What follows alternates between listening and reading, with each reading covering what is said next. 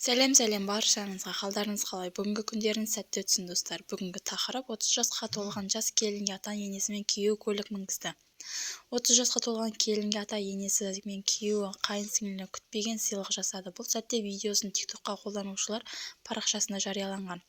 Гүлжан Жанабек есімді желі қолданушы жазуынша туған күн иесі оның жеңгесі. Шаңыраққа құт боп түскен келінді туыстары туған күнмен арнайы құттықтап келген. Олар тосын сый жасау үшін әдейі қас қарайған сәтті күтіпті. Туған күнімен ағарке, туылған күнің құтты болсын деді. Қазір от шашу атамыз, деді туыстардың бірі. Осы сәтте қақпасын ашық тұрған үй ауласына күйеуі көлікті айдап келеді.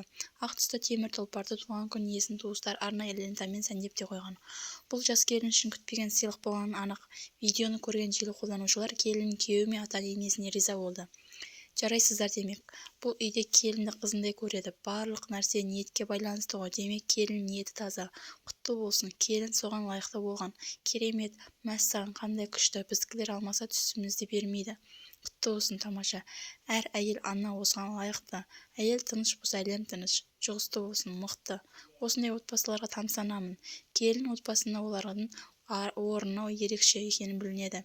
Игілігіңізге мініңіз, аман есен жүріңіз деп жазды желі қолданушылары тамсанып. Туған күнімен мені бір бүгін жиналдым. Туған күнде. Al babam ya. Aşağıma.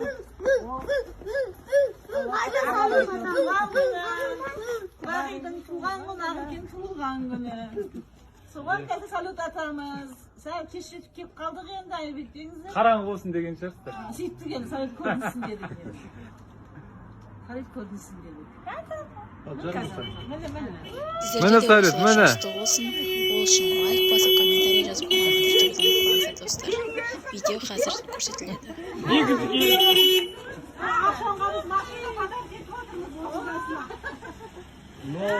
Новый бөлік.